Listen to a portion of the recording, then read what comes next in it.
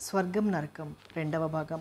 ఒకటవ భాగంలో గోపాలం, రాఘవయ్య ఆ ఊరిలో ప్రత్యర్థులుగా ఉంటారు. ఇక గోపాలం తన కూతురు మాయని రాఘవయ్య కొడుకు రామకృష్ణకి ఇచ్చి చేయాలని భావిస్తాడు.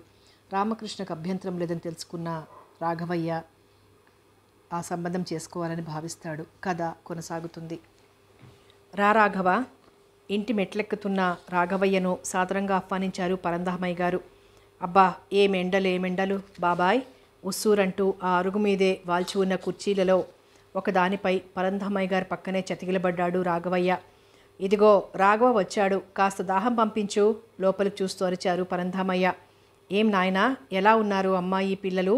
గ్లాస్ అందిస్తూ అడిగింది మహాలక్ష్మమ్మ. మనవలనెత్తుకున్న తల నెరిసిపోయిందా? మీ దృష్టిలో ఆవిడింకా అమ్మాయేనా పిన్నమ్మా? నవ్వుతూ అడిగాడు రాఘవయ్య. బాగుంది, మీకెంత వయసు వచ్చినా మా దృష్టిలో మీరింకా చిన్నపిల్లలే.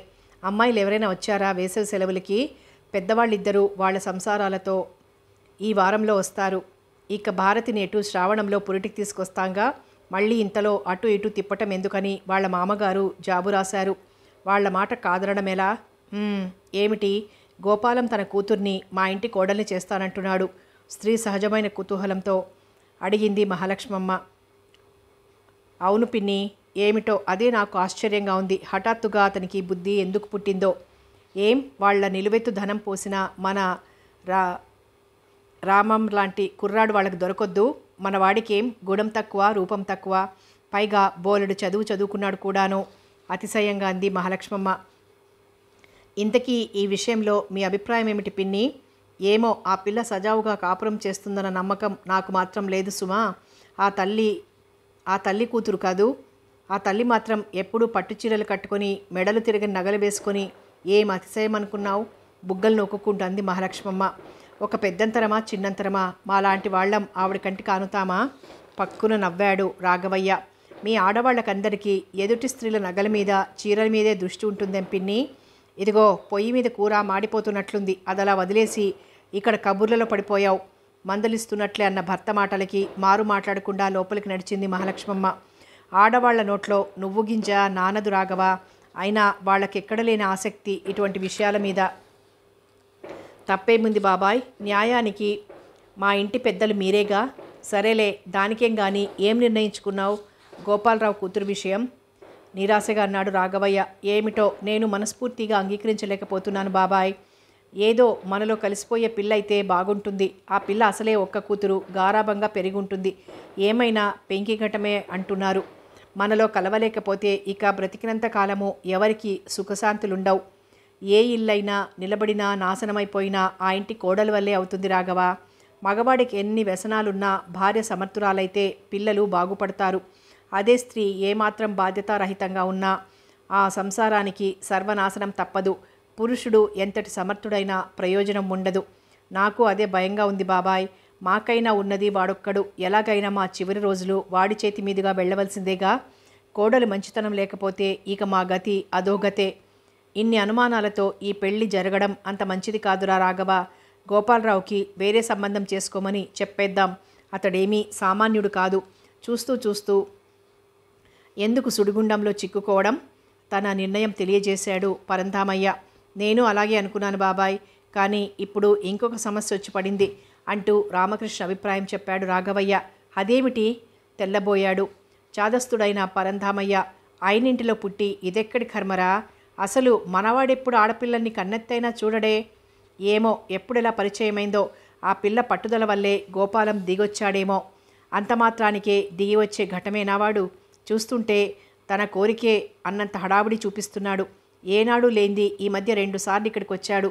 మా ఇద్దరిని పార్వతీ పరమేశ్వర్లని, ఆది దంపతులని ఏవేమిటో పొగుడుతున్నాడు. ఎలాగైనా ఈ పెళ్లి జరిగేటట్లు చూడమని చాలా ప్రాధేయపడుతున్నాడు. కొంప తీసి ఇద్దరూ హద్దులు దాటలేదు కదా? చచ్చ, అదేమిటి బాబాయ్ అలా అంటారు? నొచ్చుకున్నాడు రాఘవయ్య. నేను వేరే ఉద్దేశంతో అనడం లేదు రాఘవ. మామూలుగా అయితే మన వాడికి తన తడాకా చూపించి ఆ ఇద్దరిని వేరు చేసి ఆ పిల్లకు వేరే పెళ్లి చేయగల శక్తి వాడికుంది. సరేలే, మనమేం చేస్తాం? ఇంతకు ఈ పెళ్లి జరగాలనే నీ ఉద్దేశమా? చేసుకునేవాడు మొగ్గు చూపుతూ ఉంటే మనం ప్రతిఘటించి ప్రయోజనం ఏముంది బాబాయ్? ఏది ఎలా జరగాలో అలాగే జరుగుతుంది. ఎవరి కర్మకు ఎవరు కర్తలు? నిస్పృహగా అన్నాడు రాఘవయ్య. మనం కాదన్నా ఆ ఇద్దరికి ఏ గుడిలోనో ముడిపెట్టించేయగలరు గోపాలం. సరే, మా అంగీకారాన్ని మీరే చెప్పిరండి బాబాయ్.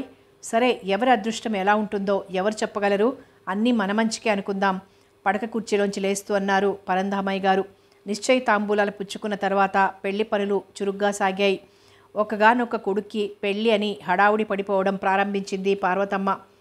ముహూర్తం రోజున మగపెళ్లి వారంతా పెళ్లికి తరలి వెళ్లారు. ఊరి వారంతా ఇరువైపులా కలియదిరుగుతూ పెళ్లి ఏర్పాట్లు చకచకా చేసుకుపోతున్నారు. విడిదిలో ఏర్పాట్లు, ఎదురు సన్నాహాలు జరిగి మగపెళ్లివారు ఆడపెళ్లివారింట అడుగుపెట్టారు. ఎంత మగపెళ్లివారైనా అలా కొత్త ఇంట అడుగుపెట్టినట్లు అలా నిలబడిపోతారేం చెల్లమ్మ? ఈ ఇంట్లో మీకు అడ్డేముంది, నీ పుట్టిల్లేగా అంటూ, ఇదిగో గోపయ్య, మా చెల్లెమ్మను మిగిలిన ఆడవారిని లోపలికి తీసుకువెళ్ళు. ఏమిటమ్మా మేనకోడళ్ళు, ఏమిటలా కొత్తగా నిలబడిపోయారు? మీ వదినని ఎలా ఆడించాలని చూస్తున్నారా ఏమిటి? లేక మీరు చనువుగా ఉంటే మీ వదిన మీ ఇంట మరింత చనువుగా ఉంటుందని భయపడుతున్నారా? హడావుడి చేస్తూనే చలోక్తి విసిరాడు గోపాలరావు. మా మరదలు మా ఇంట చనువుగా ఉండక మరి ఇంకెవరి ఇంట చనువుగా మసులుతుంది మామయ్య? అయినా ఆ ఇంట మేము ఆడవారమే గాని ఈడవారం కాదుగా, తిప్పికొట్టింది రాఘవయ్య పెద్ద కూతురు శకుంతల. అమ్మో, మా మేనకోడలు మాటలు నేర్చిందే, కళ్ళు పెద్దవి చేసి ఆశ్చర్యాన్ని అభినయిస్తూ అన్నాడు గోపాలరావు. మరి మేనమాం పోలికలు, నవ్వుతూ అంది రాఘవయ్య రెండవ కూతురు శైలజ. అమ్మో, నీ కూతుళ్ళు చాలా గట్టివాళ్లేనమ్మా చెల్లెమ్మ, ఇక నేను తప్పుకోవడం మంచిది. హడావిడిగా బయటికి వెళ్ళిపోయాడు గోపాలరావు. బంధుమిత్రులంతా మనసారా నవ్వుకున్నారు వారి చలోక్తులకి. ఆడవారంతా లోపల గదుల్లోకి ప్రవేశించారు. ఏనాడో పెళ్ళైన కొత్తలో 2-3 సార్లు ఆ ఇంటికొచ్చింది పార్వతమ్మ. తరువాత రెండు కుటుంబాల మధ్య మనస్పర్ధలు పెరిగిపోవడంతో తాను మళ్ళీ ఈ ఇంట అడుగు పెట్టలేదు. అటువంటిది నాడు గోపాలరావు అంతులేని ఆప్యాయతను చూపిస్తూ ఉంటే పార్వతమ్మ మనసులోనే నవ్వుకుంది. ఇక తన కూతుళ్ళు ఏనాడు ఈ ఇంటి గడప తొక్కనే లేదు. మాయ, భారతి ఒక్క ఈడు వాళ్లే, ఒకే క్లాసు. అయినా మాయ ఏనాడు భారతిని లక్ష్య పెట్టేది కాదట. పైగా వీలైనంతగా ఈసడిస్తూ ఉండేదట. తన స్నేహితులలో కలిసి చిన్నతనంలో ఇంటికొచ్చి ఏడుస్తూ కూర్చునేది భారతి. కాస్త తెలిసిన తర్వాత తాను కూడా మాయను లక్ష్య పెట్టక దూరంగానే ఉంటూ వచ్చేది. పెళ్లి కూతురి గదిలో అడుగుపెట్టారందరూ. క్రింద తివాసి మీద ముత్తైదువుల మధ్య తలవంచుకొని కూర్చుంది మాయ. పెళ్లి కూతురి అలంకరణలో మెరిసిపోతున్న మాయను చూసి సంతృప్తిగా నిట్టూర్చింది పార్వతమ్మ. లక్ష్మిలా లక్షణంగా ఉంది, వినయంగానే ఉన్నట్లుంది. ఏదో చిన్నతనంలో తెలియక కొంత గారాబంతో కొంత మంకుగా ప్రవర్తించి ఉంటుంది. ఏమైనా అనుకూలవతి అయితే తన కొడుకు అదృష్టవంతుడే, కలిగినింటి పిల్ల. కాస్త తల పైకెత్తమ్మా మరదలా, మా తమ్ముడిక్కడ లేడులే, పెళ్లి కూతురు చుబుకం ఎత్తుతూ అంది శకుంతల. విసురుగా ఆ చేతిని తొలగించింది మాయ. మనసు చిన్నబుచ్చుకున్న పైకి తేలకుండానే అటుగా వస్తున్న ముసలామెను పరామర్శించడంలో పడింది శకుంతల. అసలే రోహిణి కార్తె, దానికి తోడు కట్టుకున్న బరువైన కంచుపట్టి చీర, దానికి సాయం ఒంటి మీద నగల బరువు, పైపెచ్చు నెలతప్పని మనిషి కావడంతో చాలా ఆరాటంగా ఉంది భారతికి. అక్క, దాహం, మెల్లిగా శైలజతో అంది. ఇక్కడే కూర్చో, కిందకు వెళ్ళి కాస్త మంచినీళ్ళో మజ్జిగ దాహమో తీసుకొస్తాను. హడావిడిగా మేడ దిగింది శైలజ. పెళ్లి కూతురు తల్లి రాధమ్మ స్టోర్ రూమ్లో హడావిడిగా ఉంది. అత్తయ్య గారు, భారతికి నీరసంగా ఉందట, కాస్త మజ్జిగ దాహం ఏమైనా ఇప్పిస్తారా? గుమ్మం దగ్గరకు వచ్చి అడుగుతున్న శైలజను నిరసనగా చూసింది రాధమ్మ. ఇదిగో వెంకమ్మ గారు, ఫ్రిడ్జ్లో ఐస్ ముక్కలు వేసి మజ్జిగ ఇవ్వండి శైలకు, వంటామెతో చెప్పి బయటకు నడిచింది. ఏమిటో ఎప్పుడు రెఫ్రిజరేటర్ల మొహం చూడక పాపం వచ్చిన దగ్గర నుండి మంచినీళ్ళు అంటూ ఒకటే కలవరిస్తున్నారు మగపెళ్లి వారంతా. మాయ ఆ ఇంట్లో ఎలా కాపురం చేస్తుందో ఏమిటో. రాధమ్మ మాటలు వెనక నుంచి వినిపించి మనసు చివుక్కుమంది శైలజకు. మజ్జిగలో కాస్త ఉప్పు వేసి ఇవ్వండి వెంకమ్మగారు, చాలు అన్న శైలజను నిశితంగా చూసింది వెంకమ్మగారు. అదేమిటమ్మా, అసలే ఓపలేని పిల్ల, మనకే ఉతుకుష్టంగా ఉంది. ఆవిడ మాటలకేంలే, ఎదుటివారిని తక్కువ చేస్తే కానీ తన గొప్పతనం బయటపడదని ఆవిడ భయం. మజ్జిగలో ఉప్పు నిమ్మకాయ కలిపి 2 ఐస్ క్యూబ్స్ వేసి గ్లాసు నిండుగా ఇచ్చింది వంట ఆవిడ. గ్లాస్ అందుకోవడానికి మనసు అంగీకరించుకున్న చెల్లెలి స్థితి గుర్తుకొచ్చి దాన్ని అందుకుని మేడపైకి నడిచింది. పైన గోపాలరావు కోడలు సరళ పనికుర్రాడితో కోకోకోలా బాటిల్స్ పట్టించుకొచ్చి ఒక్కొక్కరికి స్వయంగా అందిస్తోంది. పట్నం నుండి ప్రత్యేకించి తెప్పించాడు గోపాలం. బోలెడు ఖరీదట. ఏమైనా గోపాలం దారే వేరు. మన ఊర్లో ఇన్ని పెళ్ళిళ్ళు జరిగాయి, ఏ పెళ్ళైనా ఇంత దర్జాగా జరిగిందా? అమ్మలక్కలు బాహటంగానే మెచ్చుకుంటున్నారు. ఏ నిమ్మకాయ రసమో ఇవ్వక ఈ కంపెనీ సీసాలేమిటని మనసులో విసుక్కున్న ముసలమ్మలు లేకపోలేదు. కానీ బాహటంగా పైకనడానికి భయం. నాకొద్దమ్మా, చల్లటి మంచినీళ్ళు తెచ్చిపెట్టు చాలు మర్యాదగానే తిరస్కరించింది పార్వతమ్మ. నాకు వద్దండి, అక్కగారి చేతిలోని గ్లాస్ అందుకుంటూ అంది భారతి. ఎప్పుడో పెళ్ళైన కొత్తలో భర్తగారు ఇప్పించగా కోకోకోలా తాగిన భారతి దాని రుచి వాసన ఇష్టపడక మళ్ళీ ఎప్పుడూ దాని జోలికి పోలేదు. ఏమిటో పాపం, పల్లెటూరులో పుట్టి పెరిగిన వారికి ఇలాంటివి రుచులేం తెలుస్తాయి? మా అత్తవారింట్లో కాస్త మజ్జిగ తేట కనిపిస్తే చాలునమ్మా, అంతా మిగులే.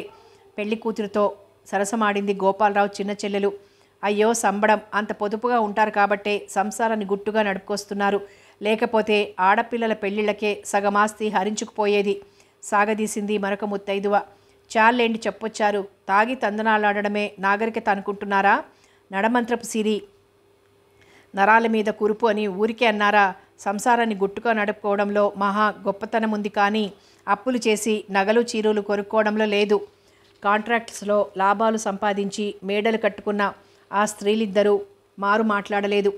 పార్వతమ్మ, ఆమె నలుగురు కూతుళ్ళు మొహాలు మాడిపోయాయి. మొదటి నుండి వాళ్ల సంగతి తెలుసుండి ఈ పెళ్లికెందుకు ఒప్పుకున్నారు వదినా? వాళ్ల లక్షలు వాళ్ల దగ్గరే ఉండనీయమను. నీ కొడుక్కి భార్య దొరకదనుకున్నావా? చూడు, పెళ్లిలోనే ఇంతగా తీసి పడేస్తున్నారు. ఎందుకు ఈ నిర్ణయం తీసుకున్నారు? ఒకవేళ ఆ పిల్ల తెచ్చే లక్షలకు ఆశపడ్డావా? ఒకవేళ తను కట్నం తెచ్చుకుంటే ఆ డబ్బు వాళ్లకే ఉంటుంది, కానీ నీకు కలిసొచ్చేదేమీ ఉండదే. అయినా అన్నయ్య కట్న కానుకలకి ఆశపడ్డాడంటే నమ్మలేను. ఇంతకు కట్నం ఎంతేమిటి? నిగ్గదీసింది రాఘవయ్య చెల్లెలు శాంతమ్మ. మన చేతుల్లో ఏముంది శాంత? కట్నం విషయం మనం అడగనూ లేదు, వాళ్ళు చెప్పనూ లేదు. అయినా బ్రతకడానికి మనకున్నది చాలదా? లక్షాధికారి అయినా లవణమన్నమే గాని మెరుగు బంగారాన్ని మృంగబోమని మనకు తెలియదు. వాళ్ళిద్దరికీ రాసిపెట్టుంది అంతే. అలా తోసుకొచ్చింది నిస్పృహగా అంది పార్వతమ్మ. అంతేలే, ఎవరి కర్మకి ఎవరు బాధ్యులు? పెళ్లి కూతుర్ని అత్తవారింట అంపకం పెట్టారు. పెళ్లిలోనూ అంపకాలప్పుడు పార్వతమ్మ మనసు అడుగడుగునా కష్టపెట్టుకుంటూనే ఉంది.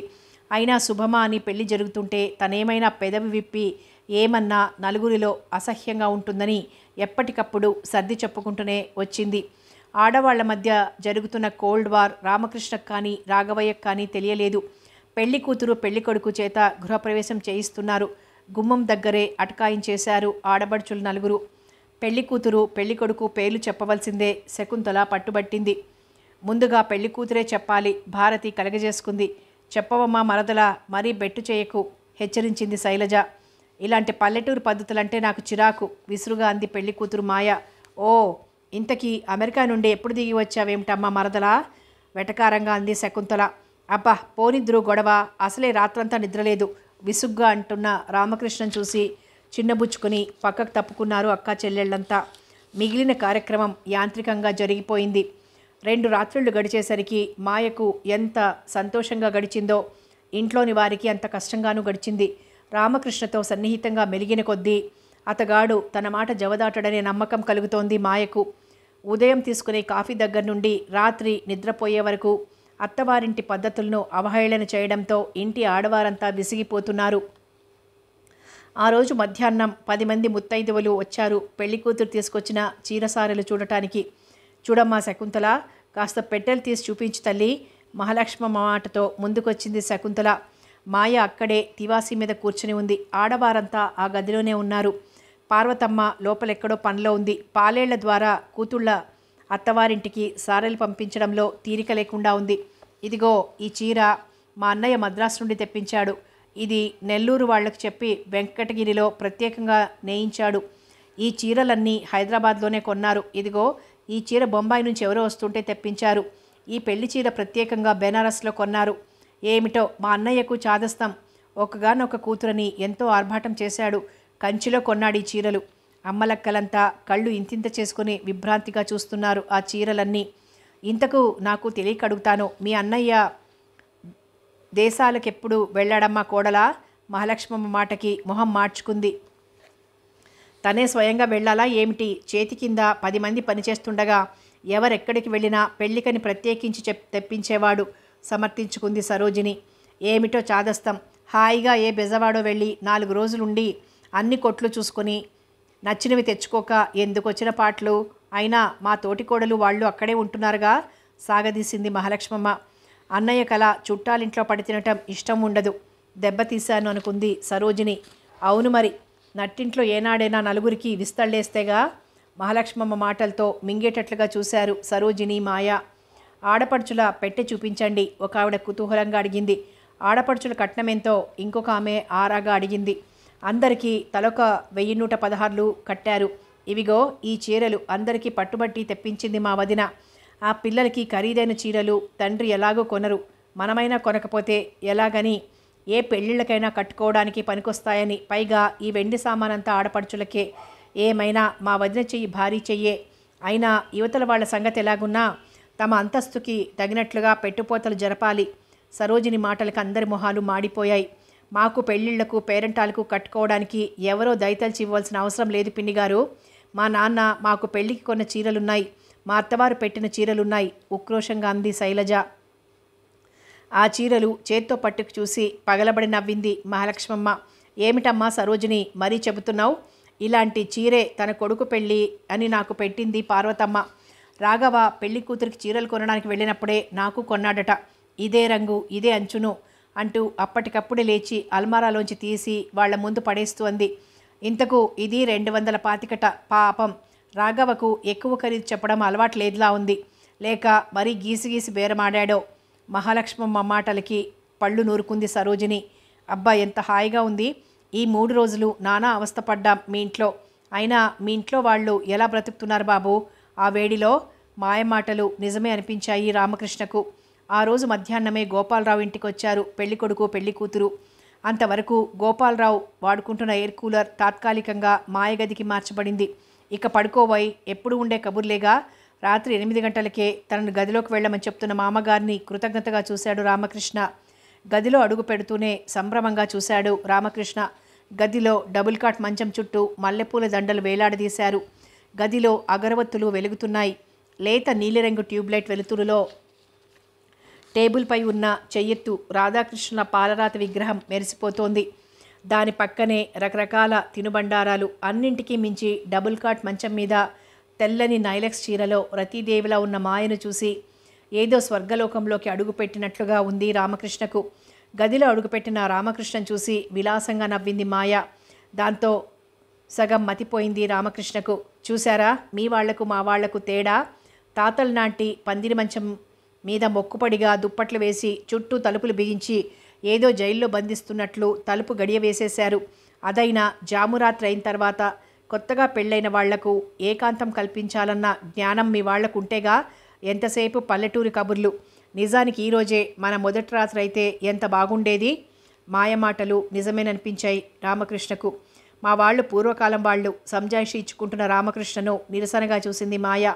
కానీ అదేమీ గమనించే స్థితిలో లేడు రామకృష్ణ. మీ వాళ్ళు పూర్వకాలం వాళ్లే కానీ మీరు కాదుగా. వాళ్లకు తోచకపోతే మీకైనా తోచొద్దు. ఏమో బాబు, ఎయిర్ కూలరు ఫ్రిడ్జు లేకపోతే ఒక్కరోజు గడవదు మా ఇంట్లో వాళ్ళకి అతిశయంగా అంది. అవును మరి, మీ నాన్నకు సుఖపడడం తన వాళ్ళను సుఖపెట్టడం బాగా తెలుసు అంటున్న రామకృష్ణకు ఒకే ఎయిర్ కూలర్ ఇంటిపాది ఎలా వాడుకుంటారనే ఆలోచన రాలేదు. శ్రావణ మాసంలో మాయను కాపురానికి తీసుకొచ్చారు. డైనింగ్ టేబుల్, డబుల్ కాట్ మంచాలు, సోఫా సెట్టు మొదలైన మోడర్న్ ఫర్నిచర్ అంతా వెంటబెట్టుకొచ్చింది. అబ్బా, అస్సలు మంచినీళ్లు తాగినట్లు లేదు బాబు. ఒక్కటే ఉక్క బెద ఫ్యాను వేడిగాలితో ప్రాణం పోతోంది. వచ్చిన దగ్గర నుండి ఒకటే సణుగుడు మాయ. నాన్న, మనం కూడా ఒక ఫ్రిడ్జ్, కనీసం మినీ ఫ్రిడ్జ్ అయినా కొంటే బాగుంటుంది. భార్య పోరు పడలేని రామకృష్ణ ఒకరోజు ధైర్యం చేసి తండ్రి ముందు నిలబడ్డాడు. ఫ్రిడ్జ్ ఒక్కటేనా, ఎయిర్ కూలర్ అవసరం లేదా? వారం రోజుల నుండి మాయ విసుర్లు రాఘవయ్య చెవిన పడకపోలేదు. జవాబు చెప్పలేని రామకృష్ణ తలవంచుకున్నాడు. రెండూ ఒక్కసారి ఎలాగూ కొనలేరని ఆయనకు తెలియదేమిటి? ఎదుటపడి అడిగేసింది మాయ. రెండూ ఒక్కసారే కొనగలమో లేదో అది వేరే సంగతి. కానీ వారం రోజుల నుండి ఎడతెరిపి లేని ముసురులో అందరూ రగ్గులు కప్పుకొని కాలక్షేపం చేస్తున్న సమయంలో ఐస్ నీళ్లు, ఎయిర్ కూలరు అవసరం కావడం అనారోగ్య లక్షణమేమో ఆలోచించావా? వ్యంగ్యంగా అన్నాడు రాఘవయ్య. మీరు కొనలేకపోతే చెప్పండి, మా నాన్నకు కబురు చేస్తే తెల్లవారేసరికి ఇంటి గుమ్మం ముందుంటాయి అతిశయంగా అంది మాయ. మీ నాన్నకు కబురు చేస్తే ఇల్లే ఎయిర్ కండిషన్ చేయించగలడు. కానీ అభిమానం గల ఆడపిల్లలెవరూ పుట్టినింటి వారి పెట్టుపోతలు ఆశించరు తల్లి. అది నీకు నీ వారికి కూడా తలవంపే శాంతంగా నచ్చ చెప్పబోయాడు రాఘవయ్య. ఇచ్చేవాళ్లే నా వాళ్ళైనప్పుడు ఇక నా వాళ్లకు తలవంపుల ప్రసక్తి ఏముంది? రెట్టించింది మాయ. ఇంత వయసొచ్చి ఎంతో తెలివైన దానివి అనుకునే నీకు పెళ్ళైన స్త్రీకి తన వాళ్ళెవరో తెలియలేదంటే ఇక మాటలు అనవసరమే. చివాలును లేచి లోపలి గదిలోకి నడిచారు రాఘవయ్య. వీధి గుమ్మం ఎక్కి మామగారితో ఆ వాదనలేమిటి? ఈ చోద్యం మేమెరగం తల్లి. బుగ్గలు నొక్కుంది పార్వతమ్మ. ఏమిటి నాన్న పిలిచారట? రాత్రి 10 గంటల వేళ తండ్రి గదిలోకి వచ్చాడు రామకృష్ణ. అటు భార్యకు నచ్చ చెప్పలేక ఇటు తండ్రికి చెప్పలేక నలిగిపోతున్నాడు రామకృష్ణ. ఏమంటోంది నీ భార్య? వ్యంగ్యంగా అడిగారు రాఘవయ్య. ఏ విషయం? ముభావంగా అన్నాడు. అదే ఫ్రిడ్జ్ విషయంలో. వాళ్ళ నాన్న కొని పంపిస్తానన్నాడట. చీత్కరించాడు రాఘవయ్య. సిగ్గులేదురా నీకు? నీ జల్సాలకు మామగారి సొమ్ము ఖర్చు చేయాలా? మరేం చేయమంటారు? తను చిన్నతనం నుంచి సంపదలో పుట్టి పెరిగింది. ఏం నువ్వు దరిద్రంలో పుట్టి పెరిగావా? అలాంటప్పుడు మనం కూడా కాస్త దర్జాగా బ్రతికితే పోయిందేమిటి? విసుగ్గానే అన్నాడు రామకృష్ణ. ఒక్క నిమిషం నిశితంగా కొడుకు మొహంలోకి చూశాడు రాఘవయ్య. దర్జాలకు అంతెక్కడిది రామం. ఈనాడు ఫ్రిడ్జు, ఎయిర్ కూలరు అవసరమైన నీ భార్యకు రేపు ఎయిర్ కండిషన్ గది అత్యవసరమవుతుంది. ఆ తరువాత వజ్రాల దుద్దులు, ఆ పైన ఏ వజ్రాల నెక్లెస్సో. ఆశకు అంతెక్కడా? అయినా మొదట్లోనే భార్య కోరికలకు ఆనకట్ట వేయడం చాలా అవసరం. లేకపోతే ఆ ఆశల ప్రవాహంలో నువ్వు నేనే కాదు మన కుటుంబమే కొట్టుకుపోతుంది. సంసారం గుట్టుగా నడుపుకు రావడంలో గొప్పతనముంది. కానీ భార్య మాటలకు పక్క తాళం వేయడం ప్రారంభిస్తే చివరికి భార్యకు పక్కవాద్యగాడిలాగే మిగిలిపోతావు. జాగ్రత్త. కానీ మాయ ఫ్రిడ్జ్ లేకపోతే ఉండలేనంటోంది. పోనీ తన పొలం మీద వచ్చే ఐవేజ్తో కొనుక్కుంటే మీకు అభ్యంతరం ఏమిటి? మీ మామగారు పెళ్లిలో 10 ఎకరాలు చదివించిన మాట నిజమే. కానీ అది ఆమె పేర రిజిస్టర్ చేశాడా? లేదు. నేను కట్నం ఇమ్మని అడగలేదు. అతను ఆ పొలం కోడలి పేర రిజిస్టర్ చేయకపోయినా నేను కల్పించుకోను. అయినా నీ భార్య కోరిక తీర్చడం కోసం ఎవరి సహాయాన్ని ఆశించడానికి మించిన దౌర్భాగ్యం లేదు. నీ ఆర్థిక స్థితికి నువ్వు ఎంత ఖర్చు పెట్టగలవో ఆలోచించుకుని నీ ఇష్ట ప్రకారం చెయ్యి. ఇక వెళ్ళు. బ్రతుకు జీవుడా అనుకుని బయటికి నడిచాడు రామకృష్ణ. 15 రోజుల తర్వాత ఇంట్లో కొత్త రెఫ్రిజరేటరు, ఎయిర్ కూలరు వెలిశాయి. రామకృష్ణే తెప్పించాడని తెలుసుకున్న రాఘవయ్య ఒక్క నిట్టూర్పు విడిచాడు. అంతే. హమ్మయ్య, ఇన్నాళ్లకి కోడలి పుణ్యమా అంటూ ఈ వస్తువులు అమర్చుకున్నాం. లేకపోతే ఈ జన్మలో ఈ సుఖాలకి అలవాటు పడగలమా? భార్య మాటలకి మనసులోనే నవ్వుకున్నాడు రాఘవయ్య. ఏం చేస్తున్నావు శారదా? మామిడి చెట్టు మొదట్లో ఉన్న అరుగు మీద కూర్చుని ఏదో నవల చదువుకుంటున్న శారద తలెత్తి చూసింది. తలదువ్వుకుంటూ బయటకు వచ్చింది మాయ. వంకీలు తిరిగి పిరుదులు దాటుతున్న మాయ తలకట్టుని తన్మయంగా చూసింది శారద. అబ్బా వదిన, ఎంత బాగుందో నీ జుట్టు. మామూలుగా పెరిగిందనుకున్నావేమిటి? ఎంత సంరక్షణ చేస్తే జుట్టు ఇలా ఉంటుంది? చిన్నప్పటి నుండి రకరకాల తైలాలు, షాంపూలు వాడి పోషించుకొస్తున్నాను. ఆ షాంపూలు అవి ఇక్కడెక్కడా దొరకవు తెలుసా? మా నాన్న బొంబాయి నుండి, మెడ్రాస్ నుండి తెప్పిస్తుంటారు. అతిశయంగా అంది మాయ. మా అమ్మ వారానికి ఒకసారి కుంకుడుకాయ రసంతోనే తలంటి పోస్తుంది. విచారంగా అంది శారద. అందుకే నీ జుట్టు అలా చిట్లిపోయి ఉంది. అయినా అవన్నీ బోలెడు ఖరీదు. సరేలే, ఇంతకీ నీ చదువు ఎలా ఉంది? టాపిక్ శారద చదువు వైపు మళ్లించింది మాయ. మా నాన్న నన్ను డాక్టర్ చదివిస్తానన్నాడు తెలుసా? గొప్పగా చెప్పింది మాయ. మరెందుకు చదవలేదు వదినా? డాక్టర్ అమ్మ అంటే బోలెడు గొప్ప కదా? అమాయకంగా అడిగింది శారద. ఎవడు చదువుతాడు కష్టపడి? పోనీ ఫారెన్ రిటర్న్ డాక్టర్కైనా ఇచ్చి చేస్తానన్నాడు. అసలు మీ సంబంధం మా ఇంట్లో ఎవ్వరికీ ఇష్టం లేదు. పెద్ద ఆస్తా లేదు. పైగా పిసినారితనం. మా ఇంట్లో 100 రూపాయల నోటు మార్చందే రోజు గడవదు తెలుసా? శారదకు నిజమేననిపించింది. ఆఖరికి కొత్త బట్టలు కుట్టించమన్నా అక్కల పెళ్లిళ్ళో లేక పండగలకో ముడిపెడుతుంది అమ్మ. తను చూసిందిగా, వదిన కట్టిన చీర కట్టడం లేదు. ఇంకా వాళ్ళింట్లో బీరువా నిండా ఉన్నాయట చీరలు. 15 ఏళ్ల శారదలో ఏవేవో ఆశలు నింపి తాను లోపలికి నడిచింది మాయ. శారద, నాన్నగారు ముహూర్తం పెట్టించుకుని వచ్చారు. రేపు 15వ తారీఖున భారతక్కను పురిటికి తీసుకురావడానికి మంచిదట. సంతోషంగా చెప్పింది పార్వతమ్మ. అబ్బా, చిన్నక్క కూడా వస్తే నేను, చిన్నక్క, వదిన కలిసి కబుర్లు చెప్పుకోవచ్చు. బోలెడంత కాలక్షేపం. మరి అన్నయ్య వెళ్ళి తీసుకొస్తాడా? ఆరాగా అడిగింది శారద. మరింకెవరున్నారు? అన్నదమ్ములే వెళ్ళి ఆడపిల్లల్ని అత్తవారింటి నుండి పుట్టింటికి తీసుకురావడం మన సాంప్రదాయం. ఉన్నది వాడొక్కడు.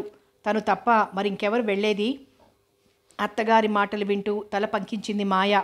నాకొక మొక్కు ఉండిపోయిందండి. రాత్రి రామకృష్ణతో ప్రాధేయపూర్వకంగా అంది మాయ. ఏమిటి? మీతో పెళ్లి స్థిరపడితే పసుపు బట్టలతో తిరుపతి వస్తానని మొక్కున్నాను. కానీ పడలేదు అప్పటి నుండి. తరువాత మీ సమక్షంలో ఆ విషయం మర్చిపోయాను. రాత్రి వెంకటేశ్వర స్వామి కలలో కనిపించాడండి. నాకేమిటో భయంగా ఉంది. బేలగా చూసింది మాయ. కరిగిపోయాడు రామకృష్ణ. అలాగే వెళ్దాంలే, తప్పకుండా. ప్రస్తుతం పొలం పనులు కూడా లేవు. రేపు నాన్నతో చెప్పి టికెట్లు రిజర్వ్ చేయించుకొస్తాను. మూతి 33 వంకర్లు తిప్పింది మాయ. చాలేండి సంబడం. మీ నాన్న అసలే పైసకు పైసా ముడివేస్తారు. తిరుపతి అంటే డబ్బు ఖర్చని ఏదో వంక చెప్పి మన ప్రయాణం సాగనివ్వరు. మరేం చేయడం? సాలోచనగా అన్నాడు రామకృష్ణ. ఏముంది, రేపు మీరు టికెట్లు కొనుక్కొని రండి. నేను ఈలోగా అత్తయ్యకు చెబుతాను. ఆవిడే మీ నాన్నగారికి చెబుతుంది. మొక్కంటే వద్దంటారేమిటి? ఈలోగా టికెట్లు తెప్పించేస్తే ఇక వద్దనటానికి బాగుండదని ఒప్పుకుంటారు. సంభ్రమంగా చూశాడు రామకృష్ణ భార్య వైపు. అబ్బా, తెలివంటే నీదే మాయా.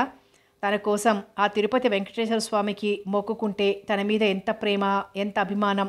తన కోసం కాదు, సర్వ సుఖాలన్నీ వదిలి ఈ ఇంట్లో ఉంటుంది మాయా అని మురిసిపోయాడు రామకృష్ణ. ఏమిట్రా నాయనా, మాయకేదో తిరుపతి మొక్కుందట, చెబితే వినిపించుకోవడం లేదట. దేవుడి విషయాలలో నిర్లక్ష్యం పనికిరాదురా. కాస్త తీరిక చేసుకుని వెళ్ళిరండి. అసలు ఈ పాటికే వెళ్ళుండవలసింది చాదస్తంగా అంది పార్వతమ్మ. అలాగేనమ్మా, బుద్ధిగా ఒప్పేసుకున్నాడు రామకృష్ణ. తృప్తిగా ఉంది పార్వతమ్మకు. పెద్దవాళ్ళం చెప్పలేదని చొరవ చూపించలేకపోయాడు. పిచ్చి సన్నాసి. ఏదైనా అమ్మ ఎంత చెబితే అంత వాడికి. పోన్లే, కొడుకు తన పక్షమైతే కోడల్ని 6 నెలల్లో తనకు అనుగుణంగా మార్చుకోవచ్చు. పాపం కోడలు మాత్రం తిరుపతి మొక్కు తీరదేమోనని ఎంత బెంగపడిపోయింది. పైకి అలా కనిపిస్తుంది, మనసు మంచిదే. మీరు చెప్పండి అత్తయ్య గారు, నేను చెప్తుంటే వినిపించుకోవడం లేదు. దీనంగా అంటున్న మాయ వదనమే కళ్ళ ముందు మెదిలింది పార్వతమ్మకు. ఏరా రామకృష్ణ, 4 రోజుల నుండి నీతో మాట్లాడాలంటే మనిషివే కనిపించడం లేదు. ఏమిటంత తీరిక లేని పనులు? రాత్రి భోజనాల దగ్గర అన్నాడు రాఘవయ్య. తిరుపతి ప్రయాణం విషయంలో తీరిక లేకుండానే ఉన్నాడు రామకృష్ణ. రేపు 17వ తారీఖున భారతిని పురిటికి తీసుకురావాలి. నువ్వు 16వ తేదీన వెళ్ళి 17న వర్జం రాకుండా బయలుదేరాలి. మా అమ్మగారికి జాబు రాశాననుకో, ఎందుకైనా మంచిదని నీకు కూడా చెబుతున్నాను. ఇంకెంత 4 రోజులే. అదేమిటి? అయోమయంగా అన్నాడు రామకృష్ణ. మేం 15న తిరుపతి వెళ్ళటానికి టికెట్లు తీసుకున్నాంగా. భారతిని తీసుకొచ్చే విషయం నాకు ఇంతవరకు ఎవరూ చెప్పలేదే. చెబుదామంటే నువ్వు అసలు కనబడితేగా. అయినా చెప్పకుండా పెట్టకుండా తిరుపతి ప్రయాణం ఏమిటి? చెప్పకుండా ఏమిటి? అమ్మ వెళ్ళి తీరాలంటేనే మేం ప్రయాణమైంది. వడ్డిస్తున్న పార్వతమ్మ కంగారు పడింది. అదేమిట్రా అబ్బాయి, తిరుపతి వెళ్ళి మొక్కు తీర్చుకోమన్నాను, కానీ ఆ ప్రయాణం ఇప్పుడే పెట్టుకుంటే ఎలా? తీరా ముహూర్తం పెట్టి జాబు రాశాక మనం వెళ్ళి తీసుకురాకపోతే ఎంత అప్రదిష్ట. పైగా దానికి అత్తవారింట్లో పరువు తక్కువ కూడాను. అంత బాధ్యత లేకపోతే ఎలారా? బాగుంది, నాకు చెప్పాలన్న విషయం కూడా మర్చిపోయింది మీరు. నేను వెళ్ళనంటే కాదు కూడదు వెళ్ళి తీరాలని పట్టుబట్టి ఒప్పించింది నువ్వు. అయినా కొడుకు కోడలు పరాయి వాళ్లేగా. చేతగాని ఉక్రోషంతో విసురుగా అన్నాడు రామకృష్ణ. అదేమిట్రా, భారతిని 17వ తారీఖు తీసుకురావాలన్న విషయం నీ భార్యకు తెలుసు. ఆవిడ చెప్పదని ఎలా అనుకుంటాను? ఇది మరీ బాగుంది కల్పించుకుంది మాయ. ఉరుమురిమి మంగళం మీద పడినట్లు మధ్యలో నన్నిరికించడం దేనికి? మీరు చెప్పందే తెలుసుకోవటానికి నాకేమైనా దివ్యదృష్టి ఉందనుకున్నారా? మా ప్రయాణాన్ని పాడు చేయకపోతే కాకపోతే మేం వెళ్తున్న సంగతి తెలిసిన తర్వాత ముహూర్తం ఎలా పెట్టించారు? కనీసం వెళ్ళమని చెప్పినప్పుడైనా ఇలా భారతిని తీసుకొస్తున్నామని చెప్పారా? అవునులేండి, అలా చెబితే కొడుకు కోడలు ఇలా అందరిలోనూ యాగి చేసే అవకాశం ఎలా వస్తుంది? దులిపేసింది మాయ. అది కాదు, ఏదో అనబోయింది పార్వతమ్మ. ఇక చాలు, మధ్యలోనే కల్పించుకొని విసురుగా అన్నాడు రాఘవయ్య. చేసిన తెలివి తక్కువ పనులకు తోడు సమర్థించుకోవడం దేనికి? సరే రామకృష్ణ, జరిగిందేదో జరిగిపోయింది. నీకు వీలైతే ప్రయాణం వాయిదా వేయి. లేకపోతే నీకు తప్పినా నాకు తప్పదు కదా. సరే, నే వెళ్తాను. ప్రయాణం వాయిదా వేసే ధైర్యం రామకృష్ణకు ఎక్కడిది? అందులోనూ కొత్తగా వచ్చిన భార్య దేవుడి మొక్కాయే. ఆ మాత్రం కోరిక తీర్చకపోతే ఎలా? ఆడపడుచుల ఊళ్ళు వెళ్ళి తన మొగుడు అలసిపోతాడనుకుంది కాబోలు. సరిగ్గా ప్రయాణం రోజు తెలిసే తిరుపతి ప్రయాణం పెట్టింది ఈవిడ. పార్వతమ్మ గారిలోని అత్తగారు సణుగుతూనే ఉంది. సంక్రాంతి రోజులు. రాఘవయ్య కూతుళ్ళు అల్లుళ్ళు అందరూ వచ్చారు. ఇల్లంతా కళకళలాడుతోంది. 3వ నెల దాటని బాలింతరాలు భారతి. మాయ పండగకి పుట్టింటికి వెళ్ళింది భర్తతో. పండగకు 2 రోజుల ముందు వచ్చాడు గోపాలరావు. మా అమ్మాయి పెళ్ళైన తర్వాత వచ్చిన మొదటి సంక్రాంతి. అందరం కలిసి జరుపుకోవడం న్యాయం. మీరంతా వచ్చి మా ఇల్లు పావనం చెయ్యాలి బావగారు. నా మాట కాదనుకు చెల్లెమ్మ. పట్టుబట్టి అందరినీ ప్రయాణం చేయించాడు. పెళ్లిలోనే అంత గొప్పలు పోయారు వాళ్ళు. అప్పుడు చెయ్యగా మిగిలిన మర్యాదలు అందుకోవటానికి వెళ్ళాలా? విసుక్కుంది శైలజ. వెళ్ళకపోతే ఎలాగే? మనవాడికి తలవంపులు కాదు. భారతి ఎలాగో బాలింతరాలు, తనకి సహాయంగా నేనుంటాను, మీరందరూ వెళ్ళండి చెప్పింది పార్వతమ్మ. వద్దులెద్దు, భారతికి సహాయంగా నేనుంటాను, మీరంతా వెళ్ళండి. ముఖ్యంగా అత్తగారివి, నువ్వు లేకపోతే ఎలా అన్నది శైలజ. చివరికి పసిబిడ్డతో భారతి, ఆమెకు సహాయంగా శైలజ ఉండిపోయారు. మిగిలిన బంధువులతో సహా ఇంటిల్లిపాది గోపాలరావు ఇంటికి బయలుదేరారు. అదేమిటమ్మా భారతి శైలజులు ఏరి? అంతగా చెప్పినా మీ మొహమాటాలు వదల్లేదన్నమాట గుమ్మంలోనే నిలదీశారు గోపాలరావు. అది కాదన్నయ్యా, భారతి బాలింతరాలు కదా, ఒక్కతే ఉంటుందని శైలజను సాయం ఉంచొచ్చాను. పార్వతమ్మ మాటలు వినిపించుకోలేదు గోపాలరావు. ఇంకా బాలింతరాలు చలిగిలి ఏమిటమ్మా? అయినా మేమేం చెట్టు కిందో పుట్ట కిందో ఉండడం లేదుగా. నడవండి నడవండి. టాక్సీ తీసుకొచ్చి హడావిడి చేస్తున్న గోపాలరావు మాటని కాదనలేక తమ సామాను సర్దుకుని పసిబిడ్డతో బయలుదేరారు భారతి శైలజలు కూడా. మొత్తానికి ఆడపడుచులని పెట్టుకొని చూపించారన్నమాట వ్యంగ్యంగా అంది రాధమ్మ. పండగ 3 రోజులు గడిచింది. రాధమ్మ వియ్యపురాలు, సరళ తల్లి రుక్మిణమ్మ కూడా పండక్కి ముందే వచ్చింది.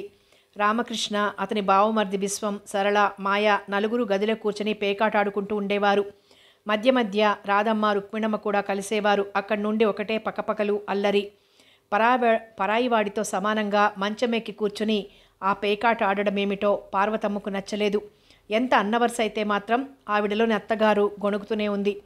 రాఘవయ్య అల్లుళ్ళు గోపాలరావు కూడానే ఉన్నారు. పిల్లలు మేడ పెరడు కలిదిరుగుతూ హడావిడిగానే ఉన్నారు. కానీ ఆడవారిలోనే అసంతృప్తి పెరిగిపోయింది.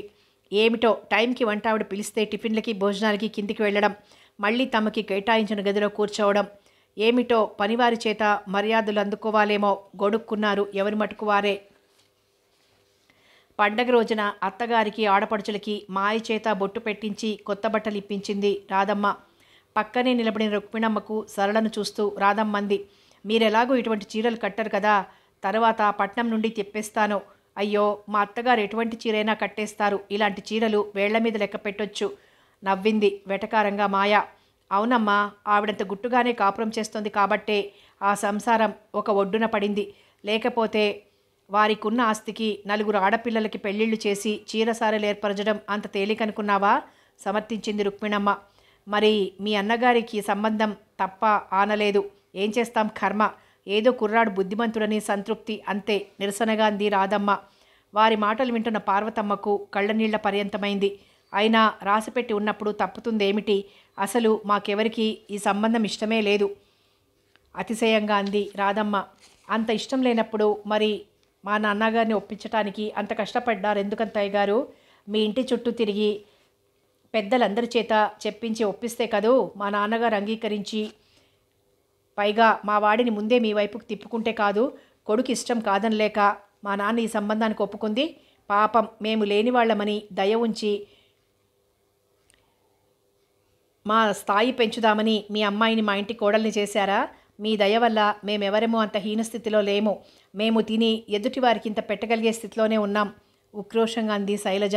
శైలజ, పెద్దంతరం చిన్నంతరం లేకుండా ఏమిటా మాటలు? నాన్నగారికి తెలిస్తే ఇంకేమైనా ఉందా?